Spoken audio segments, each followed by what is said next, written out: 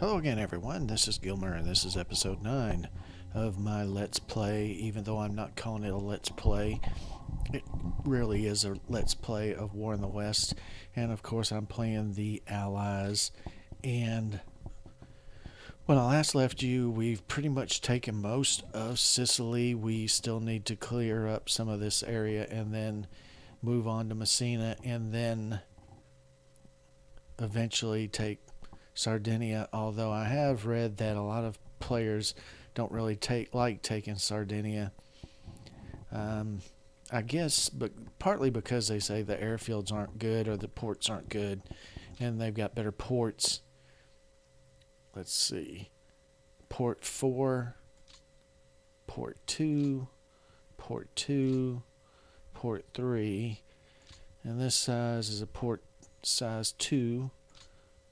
Port size 2, port size 2, port size 3, and they say the airfields, but I'm pretty sure I can upgrade the airfields, but I guess Sardinia is not very close, although I would say that any air cover flying from here could cover Rome fairly easily, since Sicily is covered by North Africa and of course Malta and Victoria airfield, of course. So a lot of people I've read say they don't even worry about Sardinia and they just go straight to Italy, which I guess I could do, but when I've watched the AI play this game, the AI usually goes for Sardinia and Corsica. So I think that's what I am going to do. And if I screw up, I screw up.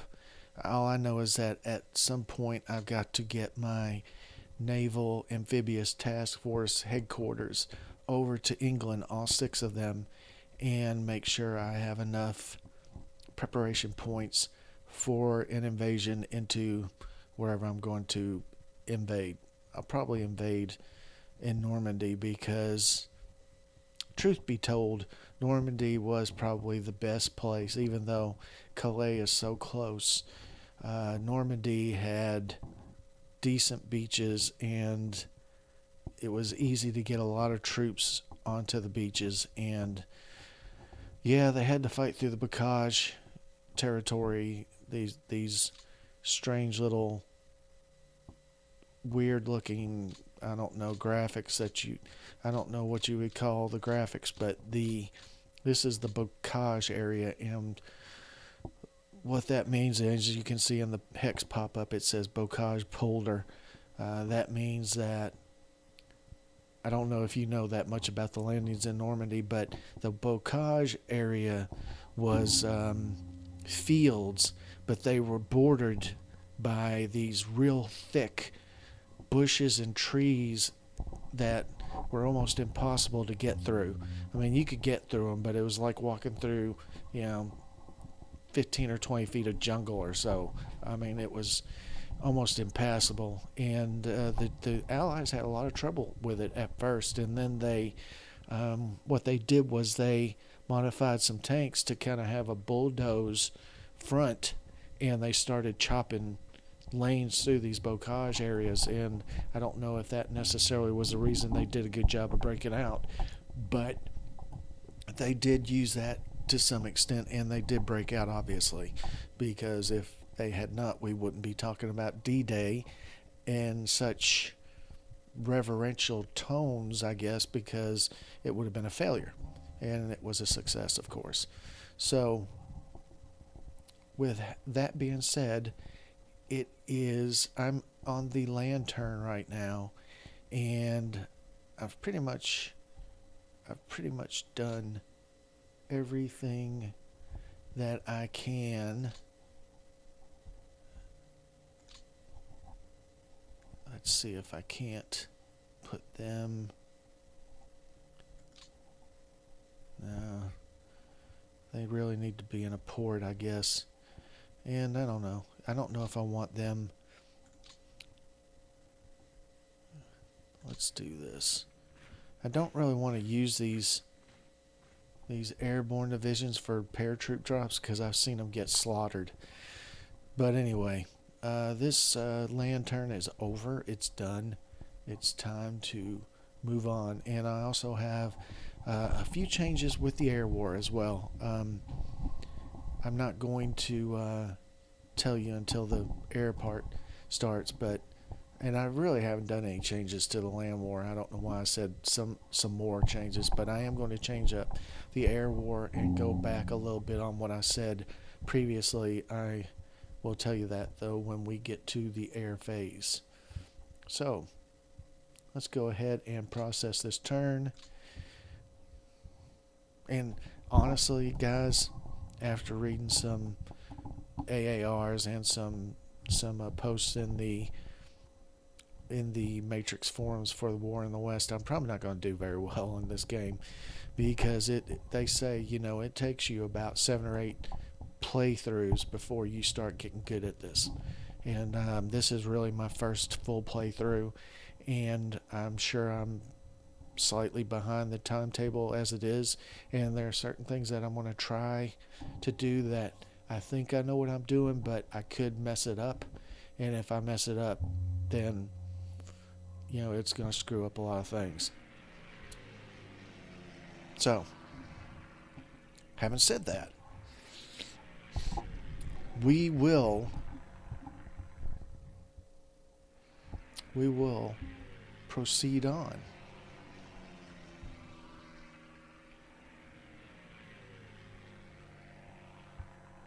And this is the enemy phase of the air war, I guess. And we are running sorties. I guess we're doing some. And they've lost 60 70 to our 50. That's nice. We want them to lose more. We actually could lose more than them slightly.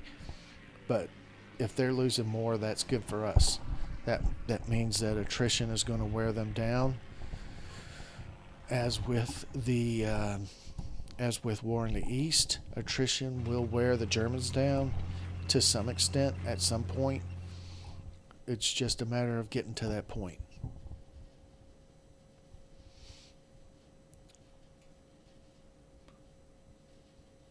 It's turn 5. We're going through our logistics phase. It's really fascinating the way everything's set up. It's really very impressive, if you ask me. I know that some people, you know, same with War in the East, there's some people who have a problem with certain things, such as how easy it is or how hard it is or this, that, or the other, or they think it's not historical or something along those lines.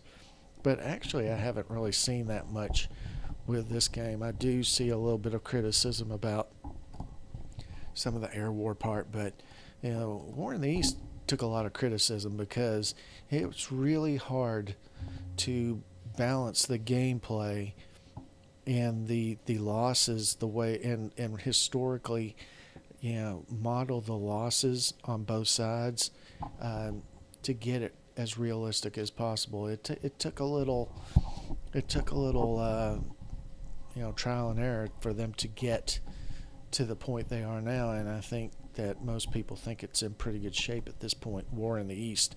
And I haven't really seen as much criticism of War in the West. The only criticisms I really see is one side is, you know, always on the defense of the Germans, and one side is always on the offense of the Allies. And a lot of people don't like playing the German side because of that. And a lot of people in general like playing the Germans because they're, you know, for whatever reason, they're fascinated by Germany or whatever. So this is kind of a disappointment to them that the Germans are always on the defensive and they can't do anything offensive. Although I will say that there are some people out there that are real good at this game, and when they play the German side, they kick the ass of people who play the Allies. There are a couple of guys out there that, you know, there's one guy out there that has, you know, he posts his won-loss record on every post he does. It's in his signature that he's won something like 35 to 10 losses or something. He has a 35 to 10 won-loss ratio in this game against human opponents, which is pretty impressive. Okay, now we're at the automatic air directive creation screen. The thing that I'm going to change is I'm going to let the computer run some of my air war. The reason being is because I want to attack U-boats, and to be honest, I'm going to let them do it at least one time so I can see what they're doing, because I have absolutely no idea where the hell the subboats are, the U-boat pens or whatever they call them, their bases, and I want the the computer or the AI or whatever that does this for me kind of show me where the U-boats are, because then I'll kind of know what to do. And then later on, V weapons, they say you're supposed to bomb the V weapons and VW launch. I don't know what VW means. Hopefully that's not Volkswagen. It's got to be a V weapon launch as well. Oh, okay. Just talking about it, I figured it out. V weapons is the factory that produces them, and then VW launch are the launch sites. So you would want to bomb probably both of them, just in case some of them are produced. You'd want to make sure that their launch sites are damaged. So that's what that is. I'm almost positive. So I'm going to select high for U-boat and high for heavy industry. And do I want to do interdiction?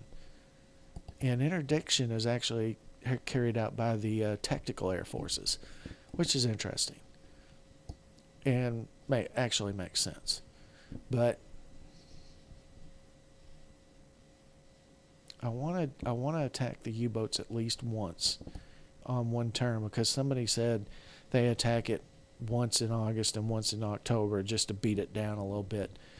I want to attack it at least twice or 3 times in 43. And I want to attack heavy industry. I think I'm going to do heavy industry and manpower for night, because that's mostly the British forces. They're the ones that are trained. Another thing I need to change, and that I'm glad that reminded me. I hope I'm able to do it. I'm going to let them. I want to do some interdiction as well. They say that for North Europe, interdiction is kind of a cumulative effect.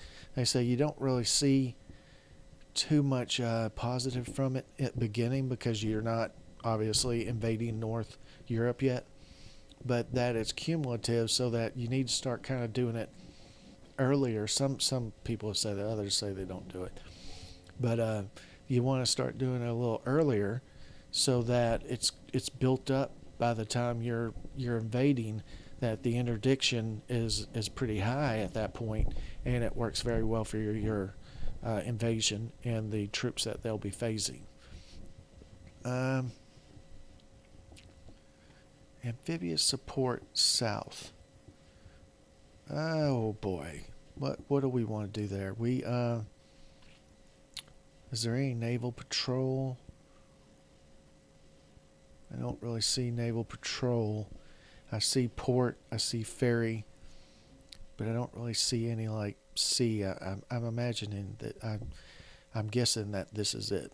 This is what's going to do it. So, when I clicked on that, a bunch of things went boom, boom, boom, boom. Rail yards. Rail yards. Let's see.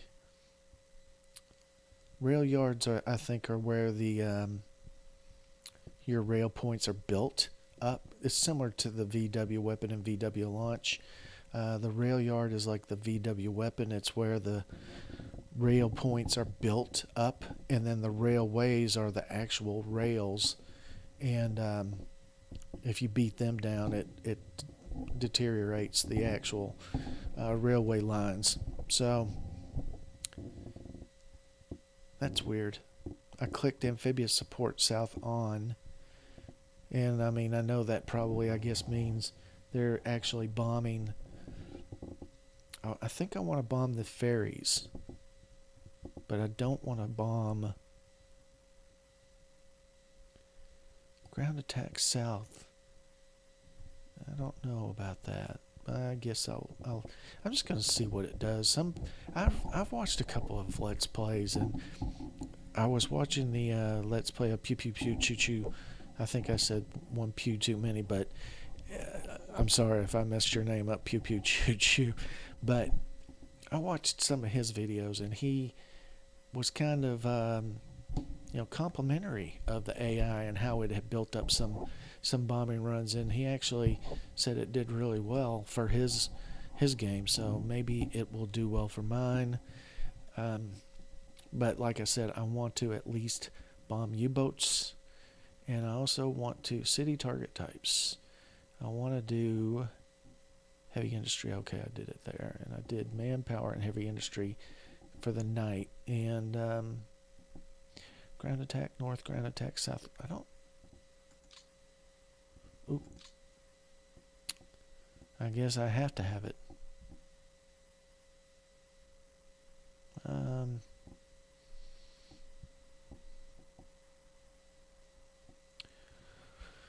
I guess that's good. I don't know.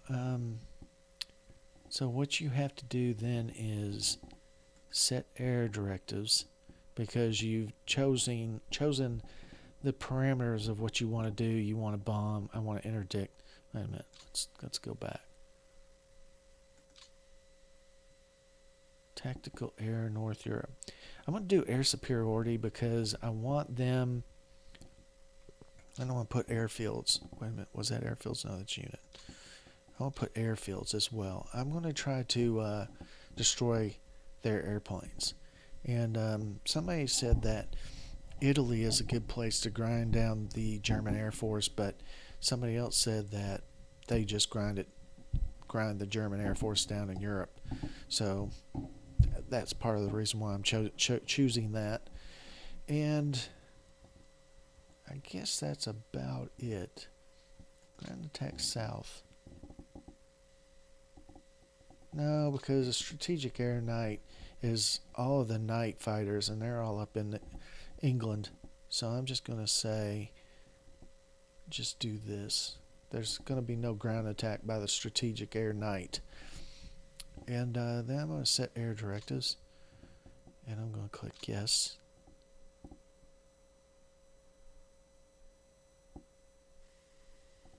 And then I don't want to execute. I don't want to execute yet, because what I want to do is I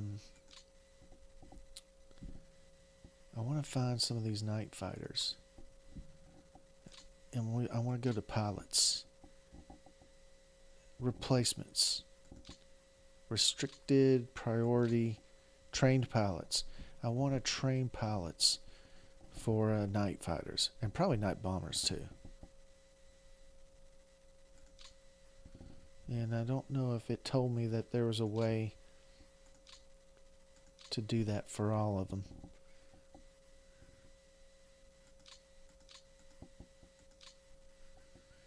I want trained pilots because they say, I read somewhere that they said that these night fighters, they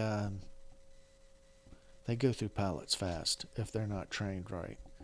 So they say you really want to get trained night fighters. But see, I have two night fighters there in the Malta Air Command, which I really shouldn't have them there. But what are you going to do? RAF Fighter Command. There's some night fighters. Oh, you know the best way to do this? I'm willing to bet the best way to do that is this screen. Air groups. And upgrade replacements. So, okay, this is the column I want. I want to do, for all night fighters, I want to do trained pilots, like this one. So I want to Yep, this is better. Much better. That doesn't say Night Fighter. This one does. I want to do that for bombers as well, I think. Night Fighters. Sorry that you have to watch this, but it's part of the game. It's part of learning the game. It's part of me learning the game. I wish there was a way. Oh, there is a way. Fighter bomber? No. Night Fighters. There we go. They're all in a row. I knew I was doing something wrong, and now I'm doing it right. See how they're all in a nice little row for you.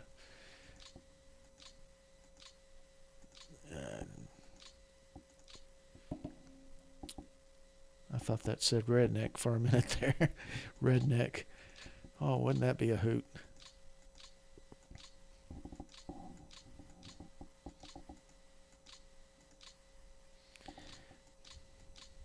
Okay. So TPI, I believe, is trained pilots because we already had some of them changed. The Halifax and the Sterlings, yeah. I'm going to do these as well because they are flying night as well. What this might do is restrict the amount of planes you got flying because the trained pilots might not be coming in as quickly as just normal pilots. But even so, the advantage you gain from it by not losing planes is probably much better than worrying about not enough planes flying. That's going to be a lot of...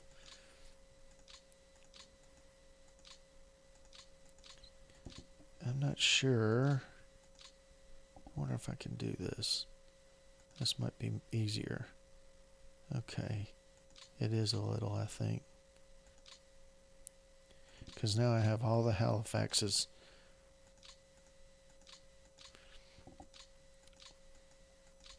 And I know I want to change the Halifaxes. I hope I do have enough trained pilots. Of course, I've already run, 4 turns, so I might be losing these guys at a very high rate, and that would not be too cool.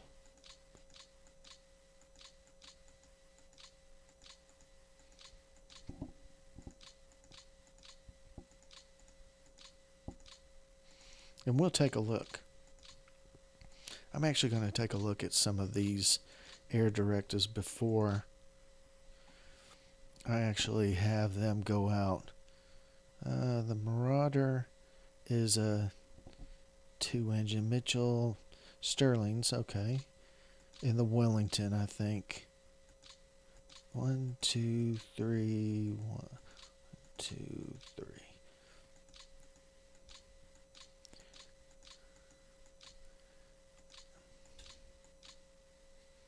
The Wellington, let's take a look at one of those. Aircraft, 2 engines. So Wellington is not one. Wellington is in the Tactical Air Force. So I'm not going to worry too much about that. So let's...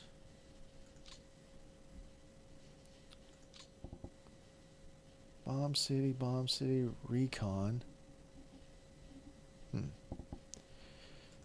Oh... I hope I did that right. Where is the screen? Set air directives. Ground attack, superiority, superiority, naval patrol. Oh, there we go. Set air directives. pretty sure that's it. And these are the air directives. So I'm going to, I really haven't seen the, I haven't really had a chance to actually look at the air directives and see where they're bombing. So I'm going to execute. And nothing happened.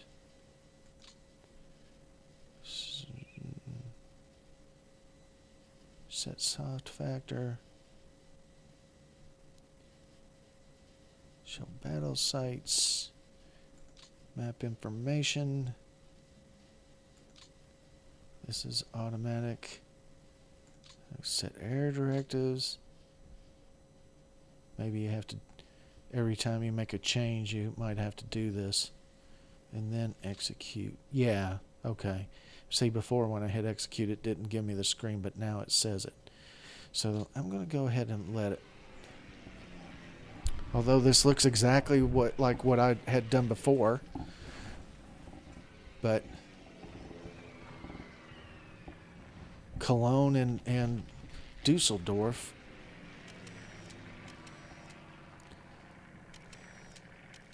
But we looked at it and we saw air directives, and the automatic air directives had something. I clicked set air directives, so this has to be it.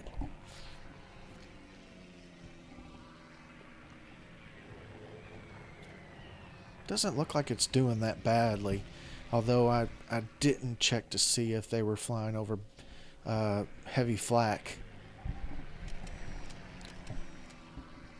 We'll see.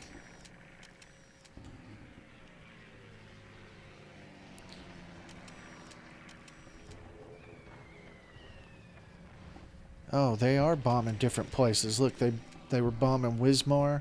They bombed the Rhine, whatever it's called, R-H-E-I-N-E. They bombed that place. They're doing, yeah.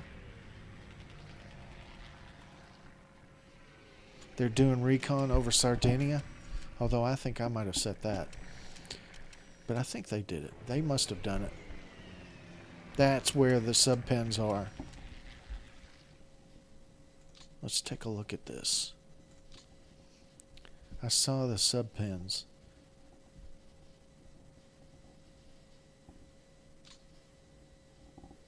Let's see. U-boat factory. 100%. Man, we bombed the shit out of them. If that's what we did, we destroyed it. This one's yellow, so it's going to say U-boat factory 29%. We didn't really do anything to the U-boat factory here. Yeah, U-boat factory, no damage. But we beat the living hell out of a couple of them. And we damaged resource or something there. I saw it bomb the Rhine. That was heavy industry, but we bombed it for 31%. Armaments production, 24%. So we're doing all right.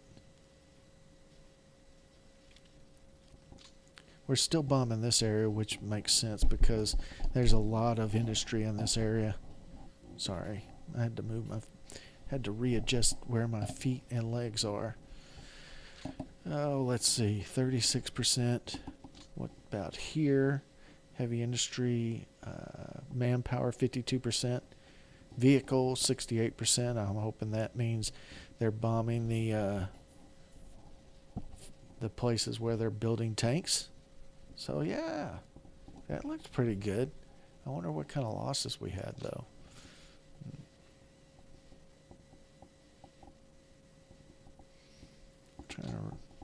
Let's see. Air execution, total losses.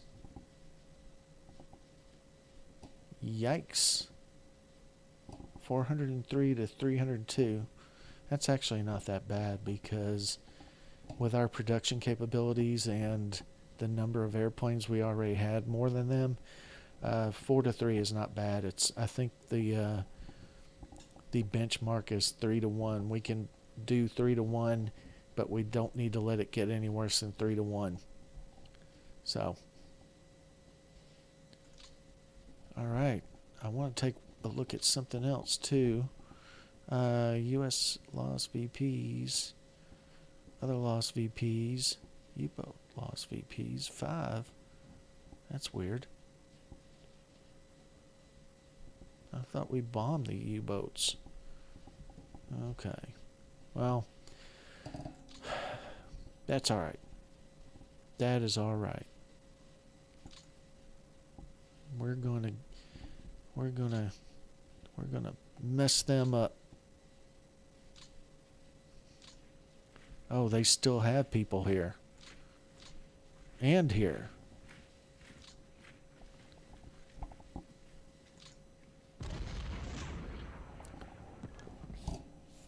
Damn. Did I pause that? No, I didn't. We're gonna...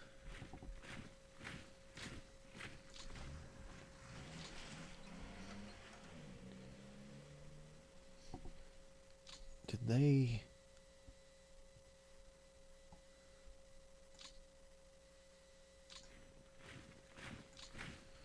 These guys are they're gonna lose them, but I don't think they really give a crap about that.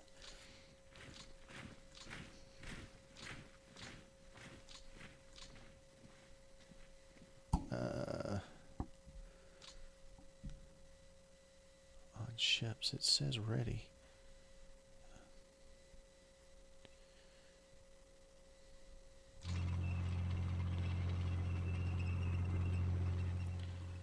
Alright.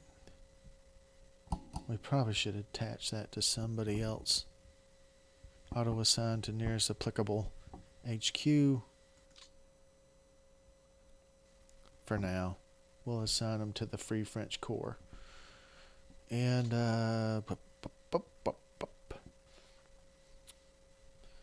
we're gonna move these guys. Actually, probably need to do. I can't get them too stacked up. But I probably need. I'm gonna go ahead and come over here.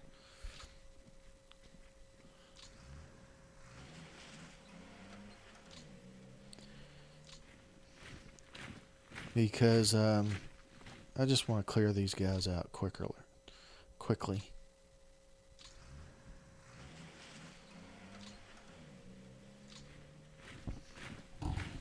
Now let's see what we can do with this group. Yeah, see, there's only one unit I think in Messina, so they're bugging out. Oh, they do have more units there. Well, that sucks.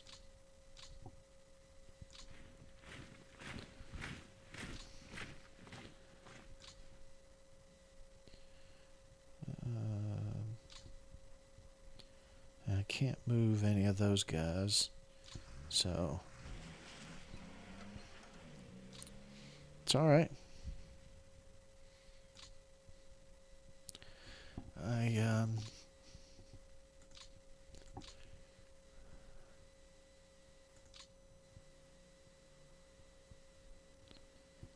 Any rail damage? Yeah. A lot of rail damage, actually. This doesn't say. That's... Okay, that is rail damage.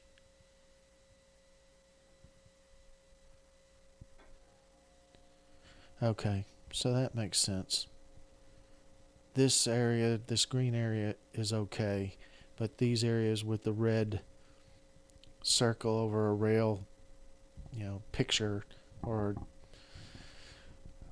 whatever little drawing the rail is, that shows you rail damage, and then you can just hex over it to hover over it to see how much damage, and a lot of these have 100% because I just went through.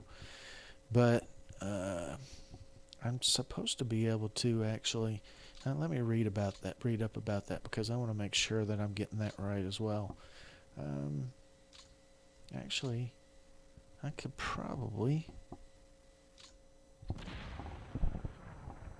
or I could probably not. Wow. Let's see. What's your supply? I'm going to put you at 4. I want to get this stuff cleaned out as quickly as possible.